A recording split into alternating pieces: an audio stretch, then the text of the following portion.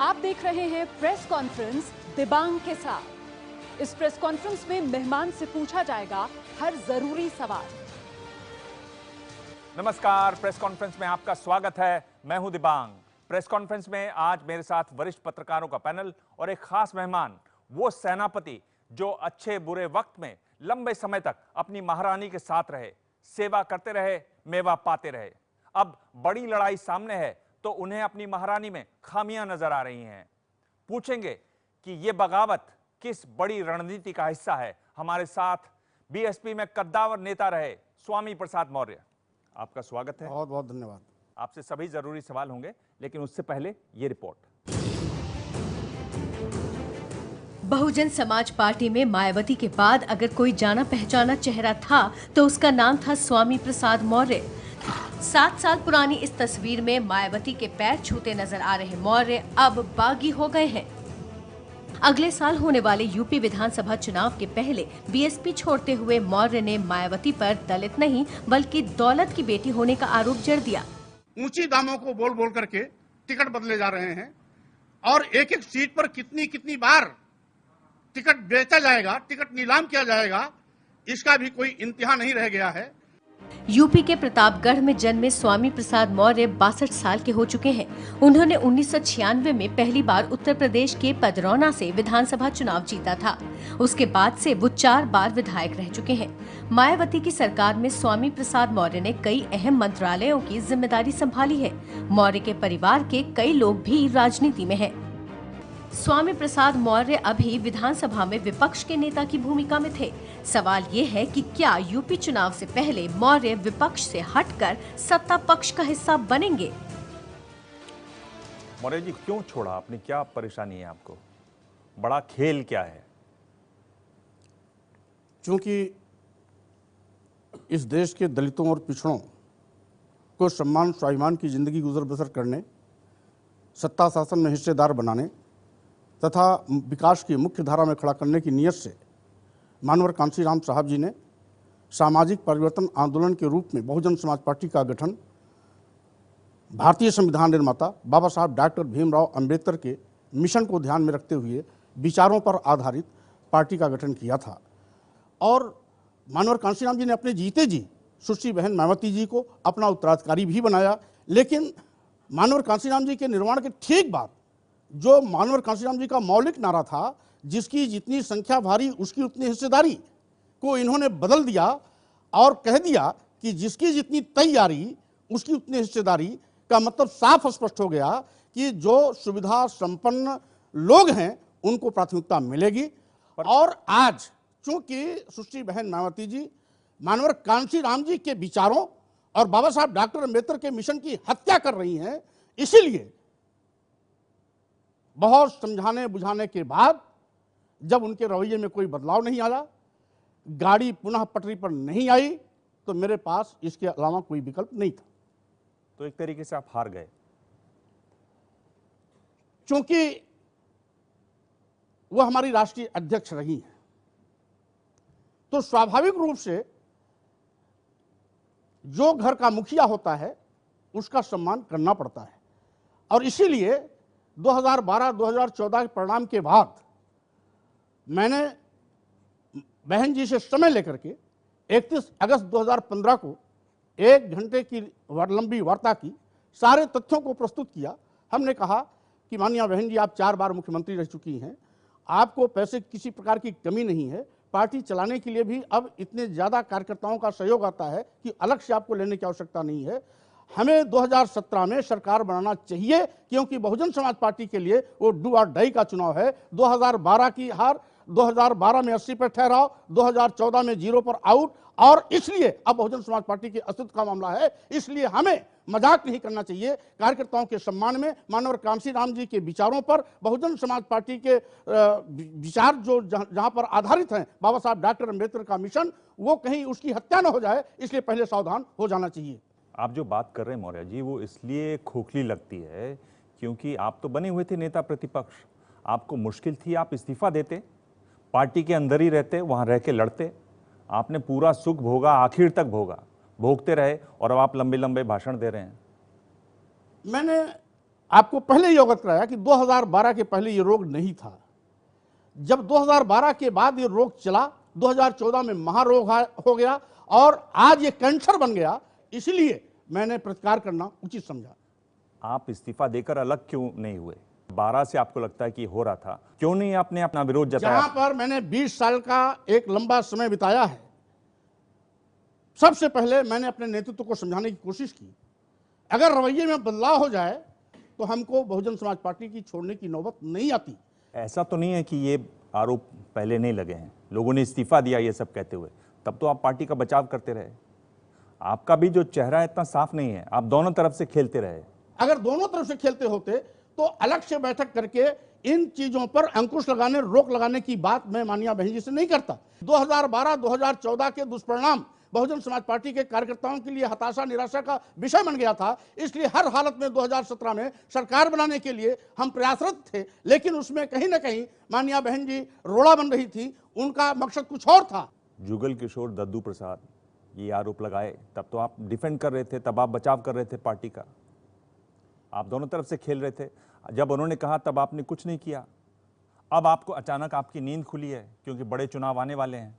जहां तक रही जुगल किशोर जी या दद्दू प्रसाद जी या अन्य कोई भी दलित नेता शिकार होते रहे केवल तानाशाही के, उस समय आप बचाव करते रहे। चूंकि माननीय बहन जी उस समय जो भी करती थी, उनसे बड़ा नेता हमारे पास था, जो हम सब, जिसको हम सब मसीहा मानते हैं, मानवर कांशी राम जी। चूंकि वो संरक्षक थे तो समय समय पर वो उनको इस बात के लिए समझाते भी थे, अनुशासन में रखते थे, नियंत्रण रखते थे। लेकिन उनके निर्माण के बाद अब लोकतांत्रिक व्यवस्था से नहीं बल्कि डिक्टेटरशिप के माध्यम से बहुजन समाज पार्टी को चलाने का प्रयास कर रही है, जो हम समझते हैं वो अलोकतांत्रिक है। आप क्या सोचते हैं कि एक क्षेत्रीय पार्टी परिवारवाद के कारण फलती फूलती है या परिवारवाद के कारण क्षेत्रीय पार्टी का बंटाधार होता है? देखिए, उत्तर प्रदेश में परिवारवाद के खिलाफ सबसे ज्यादा अगर किसी ने बोला तो उसका नाम स्वामी प्रसाद मौर्य है, और इसका अपवाद भी है। यदि किसी परिवार में अपनी क्षमता के बलबूते पर अपना व्यक्तित्व स्थापित करता है तो अपवाद भी हो सकता है, लेकिन केवल बड़े नेता का बेटा है, बेटी है, भतीजा है, भाई है, इसलिए उसको महत्व दिया जाए, मैं इसका घोर विरोधी।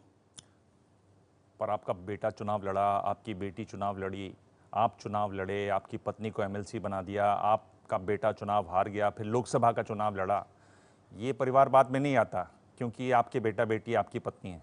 मेरे विरोध करने के बावजूद सुश्री बहन मायावती जी ने इनको लड़ाने का निश्चय किया। मैंने प्रतिकार किया कि उत्तर प्रदेश में सबसे ज्यादा परिवारवाद के खिलाफ मैंने बोला। आप मेरी बेटी को तो पहले लड़ा दिया, अब 3 महीने बाद बेटे और को भी टिकट देने की बात कर रही हैं, तो मैं क्या लेकर के चेहरा उत्तर प्रदेश में जाऊंगा? तो उन्होंने स्वयं मुझसे कहा कि राष्ट्रीय अध्यक्ष मैं हूं कि तुम हो, टिकट मैं दे रही हूं कि तुम दे रहे हो, और जब मैं टिकट दे रही हूं, मैं राष्ट्रीय अध्यक्ष हूं, तो तुमको कौन उंगली उठाएगा? जो भी जिसको भी कहना होगा मुझसे बात करेगा। और यही नहीं, मैं अच्छा, मुलायम की पार्टी में जितने लोग हैं उनके परिवार के, वो सब अपनी क्षमता के कारण ऊपर आए हैं या परिवार के कारण आए हैं? कहीं कहीं कुछ क्षमता पर भी आए हैं और कुछ मेहरबानियां पर भी आए हैं। तो ये तो बड़ी अजीब बात हो गई कि आपकी जो पार्टी अध्यक्ष हैं वो आपके परिवार का भी सब तय कर देती हैं, आप उनके आगे बिल्कुल लाचार हो जाते हैं। ये बात लोगों को पचेगी नहीं। दिव्यांग जी, मैं बहुत स्पष्ट इस बात पे आपसे बात रखना चाहता हूं। अगर मैं अपने बेटी और बेटे के लिए वकालत करता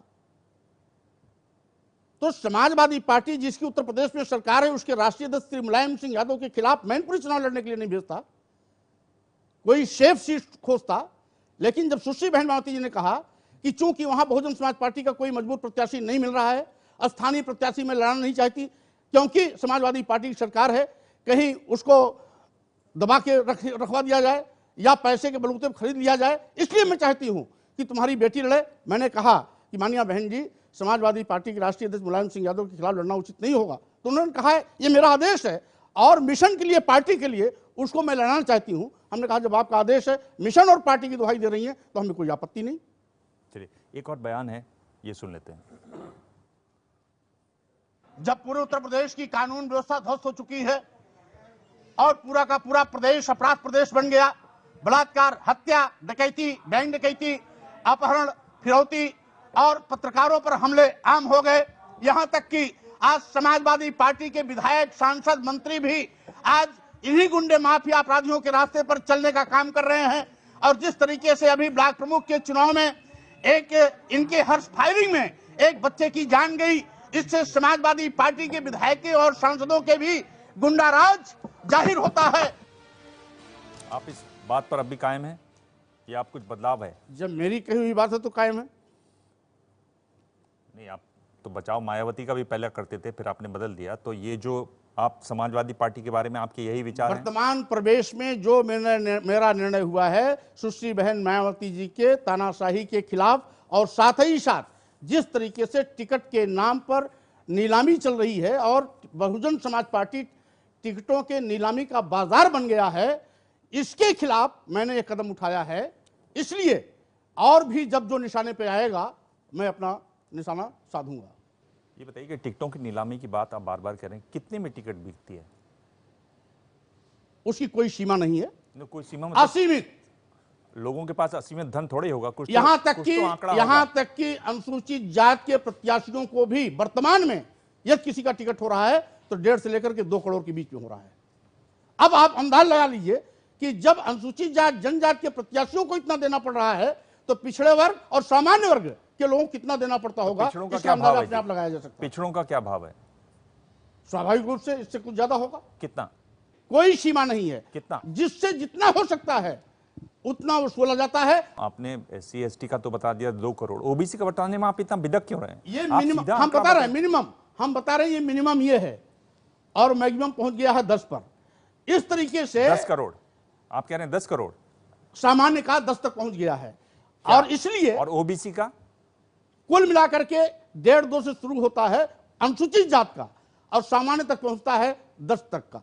आप तो मायावती के सबसे इम्पोर्टेंट से पे सालार रहे हैं बहुत दिन तक, इसमें कोई दो राय नहीं। और आपके कहने से हम जानते हैं, हम सब लोग जानते हैं कि बहुत सारे टिकट मिले हैं।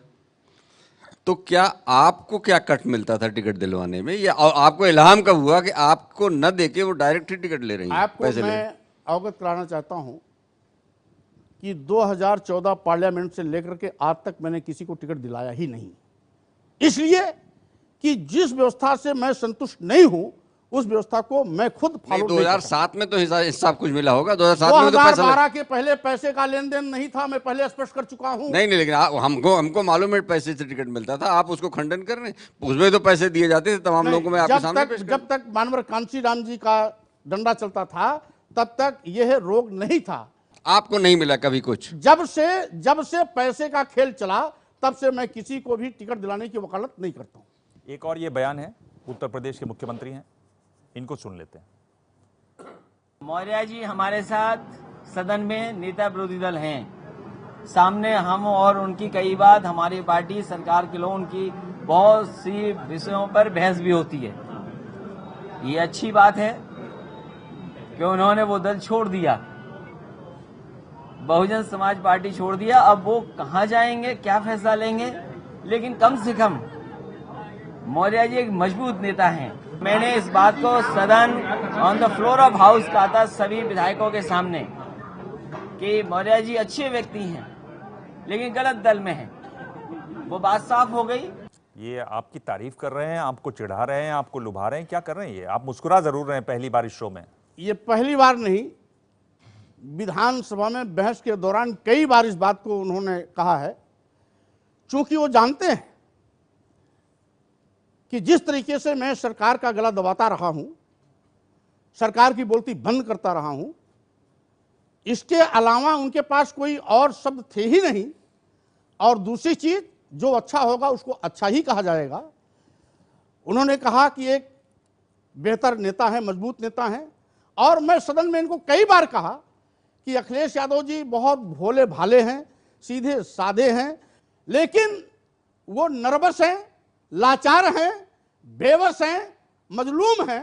यही कारण है कि वो कहते कुछ है और जो अन्य तथाकथित 4 मुख्यमंत्री और हैं वो कराते कुछ है, इसीलिए आपस में दोनों चलता रहता है।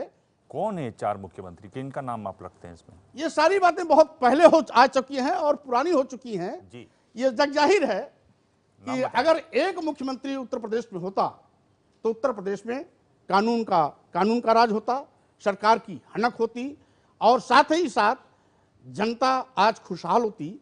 लेकिन लाचारी और बेबसी आज उनको कुछ भी करने नहीं दे रही है, जिसके नाते आज उत्तर प्रदेश का बंटाधार हो रहा है। तो 4 नाम कौन है? अरे चाचा ही लोग होंगे और कौन होगा? कौन कौन चाचा है उनके? सारे चाचा ही उनके मुख्यमंत्री हैं। तो आप मदद करेंगे फिर अखिलेश की, अगर इस हालत में है वो? तो अभी मैं क्या करूंगा इसके विषय में मैं अपने कार्यकर्ताओं, जिम्मेदार साथियों तथा ऐसे मिशनरी वर्कर जो 20, 25, 30 सालों से बहुजन समाज पार्टी में लगे हैं, अकारण बाहर का रास्ता दिखा गया है, उनको गोलबंद करूंगा। 1 जुलाई को उनके साथ में बैठ रहा हूं लखनऊ में, राय विमर्श करूंगा और जो सब समझ से लोगों का जनमत आएगा उसका अनुकरण करूंगा। पर आपने ये जो इस्तीफा जब दिया था, पार्टी आपने छोड़ी जहां रहे सालों, तब आपने क्या पूछा था उन लोगों से? चूंकि मैं राष्ट्रीय महासचिव था, नेता विधानमंडल दल था, नेता विरोधी दल उत्तर प्रदेश था, अपनी पद का ध्यान में रखते हुए राष्ट्रीय अध्यक्ष जी को मैंने कई बार सलाह दिया, कई बार जो भी पार्टी के अंदर गड़बड़ियां हैं इस पर अंकुश लगाने की बात कही, समझाने का लगातार प्रयास चलता रहा और जो भी मैंने निर्णय लिया बहुत सोच समझ के लिया। आपकी बातों से लगता है कि आप जब तक बहुजन समाज पार्टी में थे शायद किसी दूसरी दुनिया में रह रहे थे। जो बात आम व्यक्ति को पता है वो कह रहे हैं आपको 2012 में पता चली।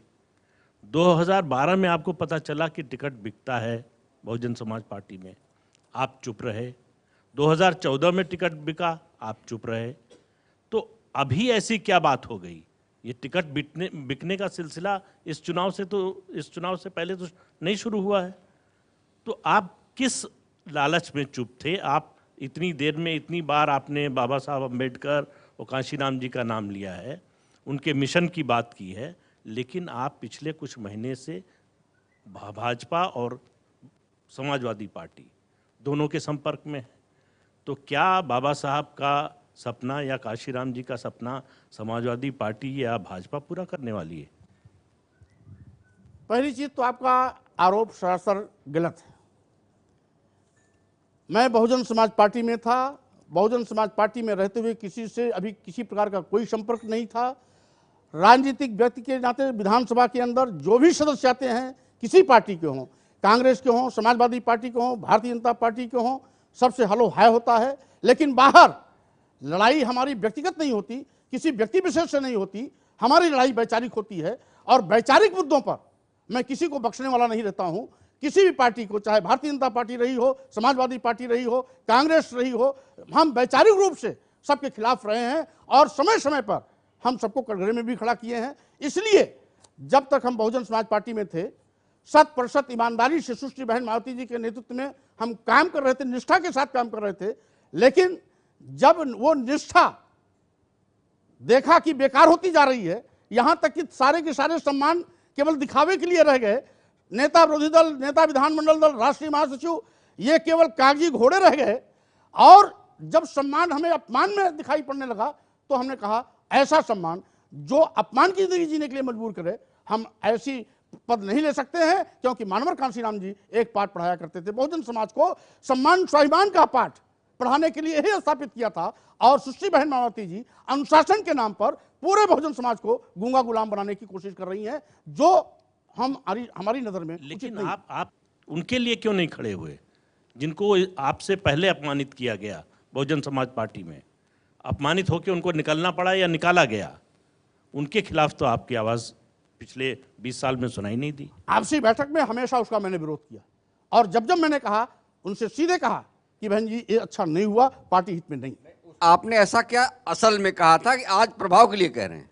मैं सीधे सीधे आपसे आ रहा हूं इस बात पर कि कभी भी सुश्री बहन मायावती जी की हैसियत मुझको पार्टी से निकालने की नहीं थी, अन्यथा जितनी बार टकराहट हुई है बहुत पहले निकाल दिया गया होता। लेकिन जब देखा कि ज्यादती हो रही है और साथ ही साथ बार बार समझाने के बावजूद भी रवैया में परिवर्तन नहीं आ रहा है, और इसके साथ साथ सुश्री बहन मायावती जी को बर्खास्त करने का बड़ा शौक था, इसलिए मैंने सोचा अब वक्त आ गया है। इन्होंने अभी तक सैकड़ों हजारों लोगों को बर्खास्त किया है। अब मैं इनको राजनीति से अपने बर्खास्त करूं, इसीलिए अपने पत्रकार वार्ता के माध्यम से मैंने राजनीति से उनको बर्खास्त भी किया और अपने पद से इस्तीफा भी दिया। आप ऐसा कह रहे हैं कि आपने इस्तीफा दिया, वो कह रही हैं कि आपने उपकार किया पार्टी पर, वरना आपको निकालने जाना ही वाला था। तो आप तो वैसे ही वहां पर निकाले जा रहे थे, आपने जबरदस्ती इस्तीफा देकर आप अब शहीद बन रहे हैं। ये उनका कथन खिसियानी बिल्ली खंभा नोचे, ये अंगूर खट्टे हैं। तो जब आप देख लिया कि उनका बंटाधार हो गया, सिर के बल खड़े होने पर अब वो सरकार तो कभी दूर दूर तक बना ही नहीं सकती हैं, उनका मुख्यमंत्री बनने का सपना हमेशा हमेशा के लिए खत्म हो गया, तो स्वाभाविक रूप से ये उनका बयान उनकी खिसियाहट का बयान है। चलिए एक और बयान है, ये सुन लेते हैं।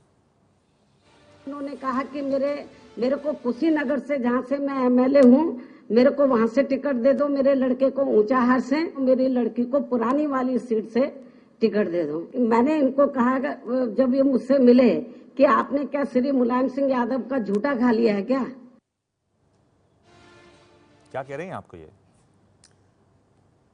अब जो संस्कृति है भाषा उसी के मुताबिक निकलेगी, और अगर मुझे टिकट मांगना ही होता तो अपनी बेटी को समाजवादी पार्टी की जहां उत्तर प्रदेश में सरकार हो, उसके राष्ट्रीय अध्यक्ष श्री मुलायम सिंह यादव के खिलाफ लोकसभा चुनाव लड़ने के लिए मैनपुरी में निवेश था।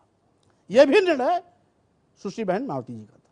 तो टिकट के लिए आपने अपनी जो विचारधारा है उससे कॉम्प्रोमाइज कर लिया, और आपकी जो सोच थी आपने उसको छोड़ दिया, इसलिए कि जब उन्होंने मिशन और पार्टी की दुहाई दी तो हमें याद था कि मानवर कांशीराम जी कभी राजीव गांधी के खिलाफ लड़ते थे, कभी बीपी सिंह के खिलाफ लड़ते थे, इसलिए कि बहुजन समाज पार्टी स्थापित हो, बहुजन समाज पार्टी की पहचान स्थापित हो, कार्यकर्ताओं का हौसला बुलंद हो। और जब उन्होंने मिशन की और पार्टी की दुहाई दी तो हम अपनी स्वीकृति। पर मैं आपसे ये पूछना चाहता हूँ मौर्य जी कि कैसा आपका मिशन है जिसमें आप अपनी विचारधारा, अपनी सोच को छोड़ दें, जिन मान्यताओं को आप मानते हैं आप उनको छोड़ दें इस नाम पर कि नहीं हम मिशन में लगे हुए हैं। आप तो बिल्कुल फिर बैरन लिफाफे हो गए। आप ये मानते हैं कि परिवारवाद नहीं होना चाहिए, आपके परिवार को टिकट दिया जा रहा था, आप चुपचाप बैठे रहे, ठीक है पार्टी अध्यक्ष बोल रही तो बोल रही हैं। अगर आप अपनी बात के इतने पक्के हैं आपको तुरंत इस्तीफा दे देना चाहिए था, तब तो आप चुपचाप बैठे रहे। अब आप बड़ी बड़ी बातें कर रहे हैं, आपने क्यों नहीं दिया इस्तीफा तब? पार्टी और मिशन की दुहाई देने पर यह मेरी जिम्मेदारी थी, मेरा उत्तरदायित्व था कि अपने राष्ट्रीय अध्यक्ष का निर्णय मान्य किया जाए। आपकी अपनी कोई सोच नहीं थी? सोच नहीं होती, परिवारवाद बुरी चीज है तो आप इस बात पर अड़े क्यों नहीं उस वक्त? अगर सोच नहीं होती तो मैं विरोध नहीं किया होता। और सही मायने में अगर वो पार्टी मिशन की दुहाई नहीं देती तो मैं हां भी नहीं करता। इसलिए अगर जल में रहना है तो मगर से बैर नहीं। अगर उनकी बात नहीं मानता तो स्वाभाविक रूप से कहीं ना कहीं अनुशासनात्मक कार्रवाई कर देती, जैसा कि तमाम बहुजन समाज पार्टी के पुराने साथियों को अकारण इसलिए कि उनकी बात नहीं माना या उनसे किसी बात पर बात कर लिया, उसको बाहर का रास्ता दिखा दिया। ऐसे पार्टी में रहने का फायदा क्या, जब आप अपनी जो सोच है उसको छोड़ दें, जो विचारधारा है उनको छोड़ दें, जो आपको विश्वास है उनको त्याग दें? ऐसी पार्टी में आप रहना क्यों चाहते हैं? इसीलिए तो इस्तीफा दिया हूं। आप मानते हैं आपने सहूलियत की राजनीति की? सहूलियत नहीं, विचारों की राजनीति की। आपके विचार तो रहे ही नहीं, आपके विचार तो उन्होंने सारे ले लिए, आपने सिर्फ सहूलियत की राजनीति। वो मेरा विचार नहीं लिया, वो उनका नया फार्मूला है, मेरा विचार मेरे साथ। आप देख रहे हैं प्रेस कॉन्फ्रेंस, स्वामी प्रसाद मौर्य। अगला सवाल। कभी आप समाजवादी पार्टी के प्रति नरम दिखाई पड़ते हैं, भारतीय जनता पार्टी के खिलाफ भी आप जाने को तैयार नहीं होते हैं। आपको क्या लगता है, जो सवाल बार बार दिबांग पूछ रहे हैं कि आप सहूलियत की सियासत करते चले आ रहे थे, क्या ये वही नहीं है कि जिस दल में आपको लगेगा कि आपके मुफीद हैं समीकरण, आप वहां पर शामिल हो जाएंगे? जो लक्ष्य होता है निशाना उस पर साधा जाता है। अभी बहुजन समाज पार्टी की गलत नीतियां और बाबा साहब डॉक्टर अम्बेडकर मनोहर कांशीराम जी के रास्ते से भटक करके सुश्री मायावती जी कार्यों के कारण मैं ये निर्णय लिया, इसलिए अभी हमारा निशाना वही है। मतलब मायावती से आपका प्रतिशोध ज्यादा जरूरी है? उत्तर प्रदेश जिस कुशासन या जंगल राज या गुंडा राज जिसको आप लगातार कहते रहे, उससे उसको उबारना ज्यादा जरूरी है, आपको क्या लगता है? जो भी विकल्प होगा हम जल्दी आपको बताएंगे, क्योंकि मेरे इस्तीफा देने के पहले वो इस्तीफा किसी को मालूम नहीं था। बार बार अवॉइड आप कर रहे हैं, कुछ भी बात कहने से आप बिल्कुल बच रहे हैं। क्या आप बिहार में जीतन राम मांझी जो थे, आपको याद है ना, वो आप ही की तरह की बात बोल रहे थे चुनाव से पहले, और फिर बीजेपी के साथ वो चले गए, तो कहीं आप जीतन राम मांझी तो नहीं बनने जा रहे हैं उत्तर प्रदेश के? स्वामी प्रसाद मौर्य ही रहेंगे। ये कुछ और नाम में नहीं बदल सकते हैं। इसलिए स्वामी प्रसाद मौर्य की ही पहचान उत्तर प्रदेश में काफी है, किसी और की नकल करने की जरूरत नहीं है। पर स्वामी प्रसाद मौर्य सहूलियत की राजनीति कर रहे हैं, वरना आपके लिए तो साफ होना चाहिए कि ये मेरी विचारधारा है, ये पार्टी थी इसलिए मैंने छोड़ा, अब ये पार्टी है जो इस विचारधारा को पूरा करेगी, हम लोग वहां चलते हैं, चलिए मेरे साथ, यही हमारी पार्टी है जो हमारा काम करेगी। आप वो नहीं कर रहे हैं, वो आप मैं सहूलियत जल्दी की बताऊंगा, राजनीति कर रहे हैं। उत्सुकता बनी रहनी चाहिए, उसका भी मैं खुलासा करूंगा, और वो भी जो भी खुलासा होगा वो भी चौंकाने वाला होगा। आप आंख बंद करके क्यों बोल रहे हैं, आंख खोल के बोलिए। ऐसे मौके पे जब आपने बसपा छोड़ी है, किसको ज़्यादा फायदा है? बस सपा को ज़्यादा फायदा है या भाजपा को ज़्यादा फायदा है? क्योंकि भाजपा भी ओबीसी में कोटे का गेम खेल रही है। कौन सी बड़ी मनुवादी ताकत उत्तर प्रदेश में है? बसपा मनुवादी ताकत बड़ी है या भाजपा बड़ी ताकत है या समाजवादी? वैचारिक मत भिन्नता की मजबूरी के चलते मैंने इस्तीफा दिया। किसको फायदा हुआ, किसको नुकसान हुआ, यह हमारा विषय नहीं था। यह विषय हमारे मीडिया के लोगों को हो सकता है, वैचारिक चर्चा के लिए हो सकता है, राजनीतिक बहस के लिए हो सकता है, लेकिन मेरा इस्तीफा का इससे कोई ताल्लुकात नहीं है। रही बात, यह सही है कि उत्तर प्रदेश की जनता चाहती थी कि उत्तर प्रदेश में बीएसपी की सरकार बने, लेकिन वो नहीं चाहती थी, और अब तो इस्तीफा देने के बाद दूर दूर तक सपने में भी वो सोच नहीं सकती हैं कि कभी बसपा की सरकार बनेगी। भाजपा बड़ी मनुवादी पार्टी है या कोई और पार्टी आपको दिखाई देती है? ढोंग ढकोसले पाखंड पर जो भी बढ़ावा देता है वो मनवादी है। मनवादी किसी व्यक्ति या भाजपा नहीं है, किसी व्यक्ति पार्टी पर लेवल नहीं है। हम कह रहे हैं कि भारतीय जनता पार्टी तो इसमें बहुत आगे है ही है, लेकिन वो नेता जो बाबा साहब की दुहाई दे, जो मानवर कांसी नाम की दुहाई दे, बाबा साहब के मिशन की दुहाई दे करके अपना नेतृत्व को आगे बढ़ावे, अगर वो मनवाद करता है वो गलत है। भारतीय जनता पार्टी तो उसके लिए सुविख्यात है। भारतीय जनता पार्टी अंबेडकर के नाम को बहुत प्रचारित कर रही है पिछले दिनों, तो आपको लगता नहीं कि उनके अंबेडकर, बीजेपी का जो नया अंबेडकरवाद है वो आपकी मदद से फलने फूलने वाला है? पहला सवाल तो ये। और दूसरा है कि आपकी बहन जी से आखिरी मुलाकात कब हुई थी और क्या बात हुई थी उसमें? अभी एक हफ्ता पहले पार्टी कार्यकर्ताओं की बैठक में अंतिम मुलाकात हुई थी। आप उनको बोल के आए कि मैं इस्तीफा देने जा रहा हूं? अगर बोल के मैं आया होता तो हमें इस्तीफा देने की नौबत नहीं आती, आपको बर्खास्त कर देती वो। अच्छा, दूसरे सवाल का जवाब, बीजेपी के अंबेडकरवाद पर क्या आपका कहना है कि वो कैसे उन्होंने अपनी धारा बदली और आपकी मदद से वो कैसे आगे बढ़ेंगे? हम कुछ नई बात ही करेंगे, इसलिए बीती ताही विसार दे, आगे की सुध ले, गड़ा मुर्दा उखाड़ना ठीक नहीं होगा। नई बात आगे बढ़ाना चाहिए और नई बात आगे बढ़ाने के लिए ही मैं प्रयासरत हूँ। मौर्य जी, आप जो बार बार कह रहे हैं कि नई बात करेंगे, बात करके करेंगे, कुछ ऐसा है कि अभी सौदा पटा नहीं है, जिससे बातचीत चल रही है, वो जो आप चाहते हैं अभी तक आश्वासन नहीं मिला है, अगर मिल जाएगा तो घोषणा करेंगे। मैं सौदेबाजी का ही विरोध करके आया हूँ, नया सौदा करने का पक्षधर नहीं हूँ। यदि आपसे कहीं बात बनती हो तो बनवा दीजिएगा। आपने कहा कि केशव प्रसाद मौर्य आपराधिक छवि के व्यक्ति हैं, बीजेपी के जो प्रदेश अध्यक्ष हैं। आपने कहा कि राजनीति में वो आपके आगे बच्चे हैं। उन्होंने ताज़ा बयान में ये कहा है कि अगर आपकी तरफ से प्रस्ताव आए बीजेपी में आने का तो उस पर विचार किया जाएगा। क्या कहना चाहते हैं आप उनको? वो अपना धर्म निभा रहे हैं, उनको जो कहना चाहिए कह रहे हैं, लेकिन हमें क्या करना है वो हमारा निर्णय तय करेगा, हमारे कार्यकर्ताओं का निर्णय तय करेगा। हमारा निर्णय किसी दूसरी पार्टी का कोई नेता नहीं तय कर सकता। तो एक तरीके से सहूलियत की राजनीति की पराकाष्ठा है, आप कहीं भी जा सकते हैं। आपने बिल्कुल बोर्ड लगा रखा है कि भाई हम लोग तय करेंगे, आइए और अपनी अपनी बिड दे जाइए, बताइए मुझको कहाँ क्या मिलेगा। ऐसा प्रतीत हो रहा है। आपको चिंतित होने का मौका नहीं मिलेगा। उत्तर प्रदेश की हर पार्टी के ऊपर किसी न किसी एक बिरादरी का आधिपत्य है, और इस वक्त होड़ ये चल रही है कि जो अति पिछड़ा वर्ग है एक तरह से, उनके वोटों के लिए होड़ मची हुई है। तो ऐसे में क्या आपको नहीं लगता कि आपको एक अलग पार्टी आप बनाएं बजाय इसके कि आप किसी पार्टी में जाएं?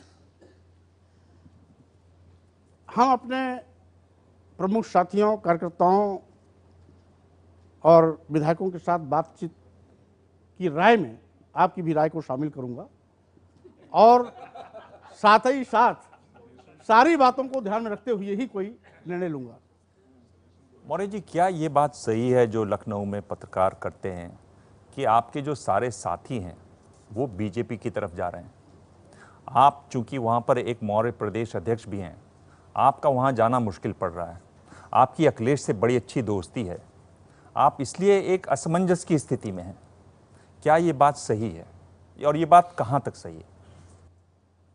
असमंजस की स्थिति में पहली बार आप सोच रहे हैं, इसका मतलब इस बात में कुछ नहीं तो बता है। रहा हूं। जी। आपने असमंजस शब्द कह दिया जी। तो असमंजस शब्द सोचने वाला है ही है। राजनीतिक निर्णय लेने वाला, राजनीतिक निर्णय से चूकने वाला नेता और डाल से चूकने वाला बंदर कहीं नहीं होता है। इसलिए असमंजस की स्थिति में रहने वाला व्यक्ति कभी कोई राजनीतिक फैसला नहीं कर सकता है और गलत मुकाबले में किसी को नहीं रहना चाहिए। स्वामी प्रसाद कभी भी असमंजस की राजनीति में नहीं रहे। आपका वैचारिक विरोध क्या सपा से है? अगर विरोध नहीं होता तो लोक दल में हम सभी साथ थे, आज भी उनके साथ होते।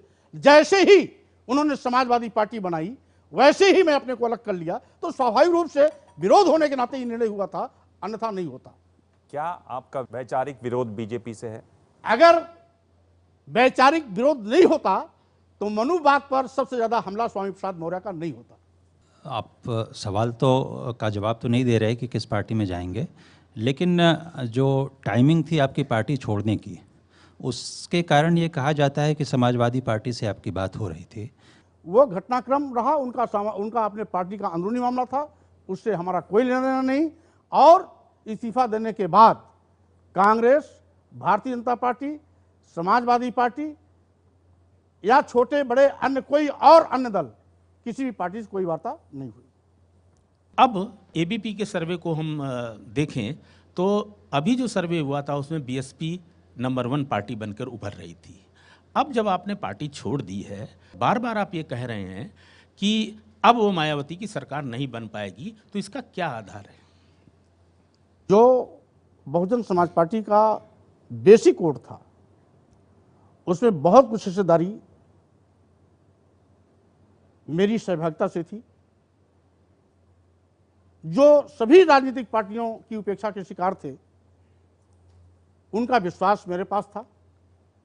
सबके हक हकूक सम्मान स्वाभिमान के लिए समय समय पर लड़ता भी था। क्या लगता है आपको कि बहुजन समाज पार्टी चुनाव में अगर अपने बल पर बहुमत नहीं पाती है तो बीजेपी के साथ उनका तालमेल हो जाएगा? दूसरा छोटा सवाल इसी से जुड़ा हुआ, आपकी पार्टी से बाहर कराने में लोग कहते हैं कि तेली समाज का जो सम्मेलन था जिसमें आपने अंबेडकर दर्शन के रोशनी में कुछ बयान दिया, सतीश चंद्र मिश्र ने उसकी बहुत शिकायत की, तो सतीश चंद्र मिश्रा जी का हाथ ज़्यादा है आपको बाहर कराने में या स्वयं मायावती जी का? देखिए, बहुजन समाज पार्टी की राष्ट्रीय अध्यक्ष होने के साथ साथ सुश्री बहन मायावती 4 बार उत्तर प्रदेश की मुख्यमंत्री रह चुकी हैं।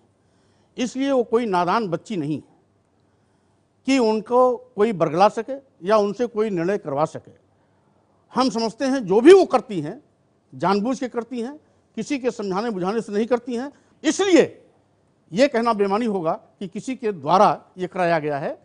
और रही बात जो नाई समाज के सम्मेलन में मैंने लखनऊ में बोला था, जो ढोंग और ढकोसला है, पाखंड है, उसमें मैंने प्रहार किया था कि गोबर का गौरी गणेश किसी का भला नहीं कर सकता है। इस पर बहुजन समाज पार्टी की नेता न केवल ये कहती हैं कि तुमने इस ढकोसले पर क्यों बोल दिया, और साथ ही साथ यहां तक कि दूसरे दिन उन्होंने खंडन तक किया, जो स्पष्ट करता है कि उनका मकसद खत्म हो गया, बाबा साहब का मिशन खत्म हो गया, मानवर कांशी राम के विचारों की हत्या हो गई और अब वो मनवाद के रास्ते पर जा रही हैं। यही कारण है कि उन्होंने मनवाद का बचाव करते हुए उस ढकोसले के पक्ष में बोलने पर न केवल मुझसे नसीहत दी बल्कि यहां तक कि खंडन भी करने की आवश्यकता पड़ गई। आज कार्यकर्ता चाहता है, यहां तक कि पूरे उत्तर प्रदेश की जनता चाहती है कि बहुजन समाज पार्टी की सरकार बने, लेकिन राष्ट्रीय अध्यक्ष सुश्री बहन मायावती जी ये नहीं चाहती कि बहुजन समाज पार्टी की सरकार बने। अगर बहुजन समाज पार्टी की सरकार बनने का उद्देश्य होता तो कैंडिडेटों का चयन, स्वामी जी, उनकी जो पार्टी के प्रति समर्पण है, मिशनरी है, जिताऊ है, टिकाऊ है, प्लस अपने अपने समाज में अच्छी पहचान और पकड़ रखने वाले हैं, ऐसे व्यक्तित्व को प्राथमिकता दी जाती। ऐसे नहीं कि जिसका एक भी दिन का कोई कंट्रीब्यूशन नहीं है, बड़ी थैली लेके आया तो उसको तुरंत टिकट दे दिया, और इसीलिए अपनी सुविधा के अनुसार इन्होंने एक अघोषित नया फार्मूला दे दिया। अब जिसकी जितनी थैली भारी उसकी उतनी हिस्सेदारी। ये बताइए स्वामी जी कि आप ये कैसे कह रहे हैं? सरकार अगर उनकी बनती है तो थैली कहीं ज्यादा भरेगी। अगर आपकी उनको बात में सरकार विरोधाभास नहीं है? अगर उनको सरकार बनाने का विश्वास होता तो टिकटों की नीलामी नहीं होती, और पहले से अपना सुनिश्चित कर चुके हैं, क्योंकि हमें सरकार बनाना नहीं है, इसलिए चुनाव के पहले जितना भी हो सके उतना बटोर लो। एक कांग्रेस पार्टी है जो एक समय देश की सबसे बड़ी पार्टी थी, उसके पास उत्तर प्रदेश में कोई नेता ही नहीं है, वो नेता खोज रही है। उस पार्टी से कुछ आपकी संभावना बन सकती है? अभी दूर दूर तो स्वप्न में भी नहीं सोचा है, इसलिए इस पर कुछ भी कहना हम समझते हैं उचित नहीं होगा। कांग्रेस के बारे में किसी के विषय में कुछ नहीं सोचा। आपने अपने सारे विकल्प खुले रखे हैं। आपने कहा कि अपने कार्यकर्ताओं से और साथियों से बात करके तय करेंगे, तो उनके सामने आप कोई विकल्प भी रखेंगे कि हम नई पार्टी बनाएं या इस पार्टी में चले जाएं, या ये कोई पार्टी हमारी ये शर्तें माने तब हम उसके साथ जा सकते हैं? इस तरह की कोई योजना है अपने साथियों के सामने रखने अगर की? मुझको विकल्प रखना होता तो मैं कार्यकर्ताओं को पहले नहीं बुलाता, पहले विकल्प रख देता, उसके आधार पर शुरू हो जाता और फिर कार्यकर्ताओं से उस बात को मनवाता। इसलिए कोई भी कार्य होगा बिना उनकी सलाह के नहीं। अगर कोई आपको मुख्यमंत्री प्रोजेक्ट कर दे 2017 के लिए, तो आप उसके साथ जाने के बारे में विचार करेंगे? मैं जो अभी कहा कि जब तक मैं अपने साथियों से बातचीत करके किसी निष्कर्ष पर नहीं पहुंचता हूं, अभी कुछ भी चर्चा किया जाए समीचीन नहीं होगा। स्वामी जी, ये आपके साथियों की संख्या कितनी है कि आप उसको किस तरह से कहेंगे? एक सम्मेलन कर लेंगे 5-10 हजार आदमियों का, वो कैसे आप उसका क्या मापदंड है? उसके आगे भी कुछ हो सकता है, सम्मेलन तो बहुत छोटा कार्यक्रम होता है, आगे भी कुछ हो सकता है, इसलिए सारी रणनीति का खुलासा करना एक समय में ही उचित नहीं है, समय समय पर सारी रणनीति का खुलासा होगा। आपको बड़बोला नेता कहा जाए तो क्या ठीक होगा? क्योंकि लखनऊ के जो सत्ता के गलियारे हैं वहाँ से खबर है कि आपने कहा बीजेपी को कि मेरे साथ 21 विधायक हैं और आप 21 विधायक ला नहीं पाए, तो उनको लगा कि आपका भाव उतना नहीं है जितना आप बता रहे हैं। क्या इस तरह का तो कोई दावा था? आपने ऐसा कुछ कहा था? मैंने कभी ना किसी ने मुझसे कभी पूछा, ना मैंने किसी से कभी बताया, इसलिए जो बात मैंने कही नहीं उसके तहत बड़बोलापन कहना उचित नहीं होगा। कौन सी उपाधि आप चाहते हैं अपने लिए? जो दिवांग जी को अच्छी लगे। अगला दौर रैपिड फायर। देखना है स्वामी प्रसाद मौर्य 5 में से कितने सवालों के जवाब दे पाते हैं। और यह दौर है रैपिड फायर का। मैं आपसे 5 सवाल पूछूंगा, हर सवाल के साथ 2 ऑप्शन दूंगा। आपको उनमें से एक ऑप्शन चुनना है। तीसरा ऑप्शन आपके पास है पास, और 5 में से आप 3 जवाब देते हैं तो ये गिफ्ट है एबीपी न्यूज की तरफ से आपके लिए। आप तैयार हैं? शुरू करें।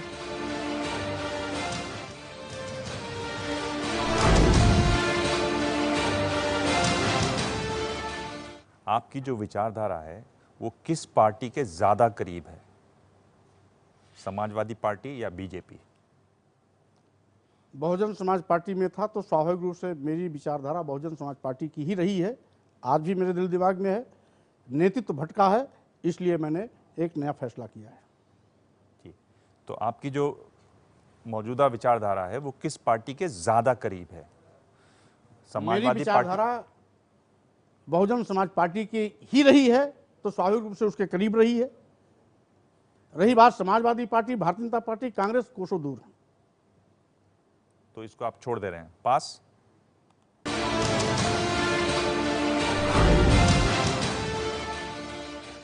आपके लिए क्या बड़ी चीज है, विचारधारा या परिवारवाद? विचारधारा। और आपके सारा परिवार टिकट पा गया, पत्नी को उन्होंने एमएलसी बना दिया, उसमें मेरा कोई योगदान नहीं। कमाल है, अनोखा है ये।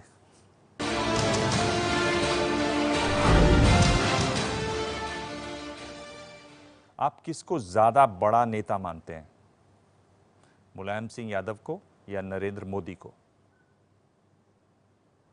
क्योंकि ये अपनी अपनी पार्टियों के नेता हो सकते हैं, अपने लिए बड़े भी हो सकते हैं, किसी के लिए छोटे भी हो सकते हैं, लेकिन चूंकि मेरी विचारधारा के नेता नहीं है, इसलिए इन दोनों से मैं किसी को नहीं मानता हूं। इन दोनों में से कौन ज्यादा बड़ा नेता है? अभी अगर इस बात पर तय होगा कौन ज्यादा बड़ा नेता, तो जो प्रधानमंत्री होगा स्वाभाविक रूप से ज्यादा बड़ा होगा।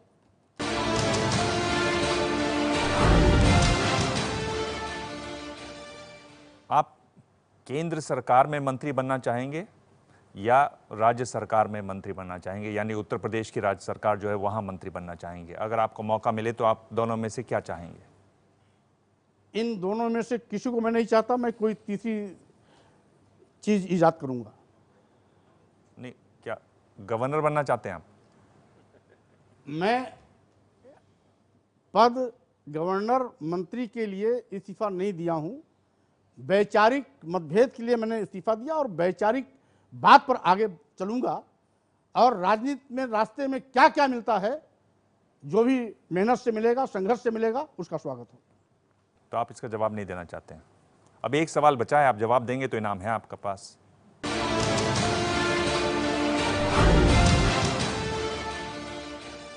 आप इन दोनों में से कौन सा बयान वापस लेना चाहेंगे?